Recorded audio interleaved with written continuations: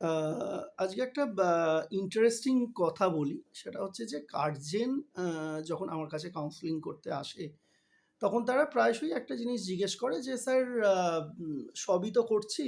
মানে ছেলে বা মেয়ে ভালো স্কুলে পড়ছে, ভালো টিউশন দিচ্ছি, সবকিছু দিচ্ছি। কিন্তু আ যেই রেজাল্টটা আশা করছিলাম, সেই রেজাল্টটা আসছে না।" আ তো এটা কেন? তো এর নানা রকম ব্যাখ্যা হয়। এর নানা রকম কারণ হতে পারে যে কেন আসছে না তার।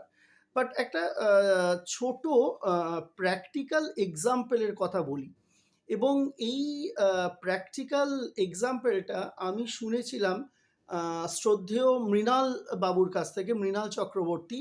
যিনি একজন মেন্টাল টাফনেস ট্রেনার। খুব সজ্জন মানুষ এবং খুব পণ্ডিত মানুষ। আমি তার কাছ থেকে শুনেছিলাম। আ সেটা আজকে একটু বলার ইচ্ছে হলো। সেটা বলি। সেটা হচ্ছে যে আ ধরা যাক আমরা যখন কোনো একটা আ জিনিস কিনতে যাচ্ছি, ঠিক আছে? এবং ধরা যাক সেই জিনিসটার মূল্য হচ্ছে ৳৩০।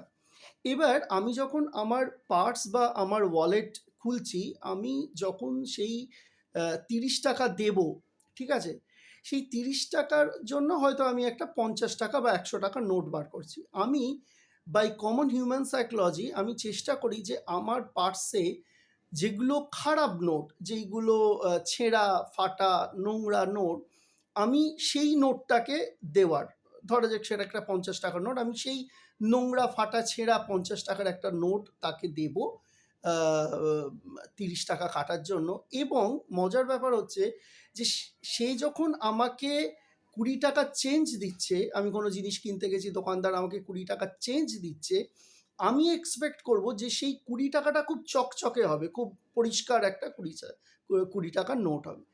এই সেম জিনিস, এই সেম প্রিন্সিপাল আমাদের কিন্তু জীবনে সাকসেসের ক্ষেত্রেও অ্যাপ্লিকেবল। অর্থাৎ আমরা আমাদের সবকিছু আছে, মানে আমার আ ভালো টিচার আছে, ভালো স্কুল আছে, সবকিছু আছে।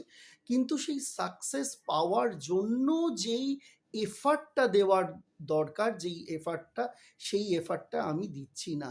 আর উল্টে আমি কি চাইছি? উল্টে আমি চাইছি যে আমি খুব সাকসেসফুল হব। অর্থাৎ ওই ৳২০ র নোটের মতন আমার সাকসেস খুব চকচকে হবে। কিন্তু আমি যদি মানে ব মানে আমি যদি ঠিকভাবে সেই আমি আ পরিষ্কার নোট না দিই, তাহলে পরিষ্কার নোটও আমি আর পাবো না। কারণ দোকানদার তো আর নোট তৈরি করছে না, নোটগুলো সার্কুলেশন হচ্ছে।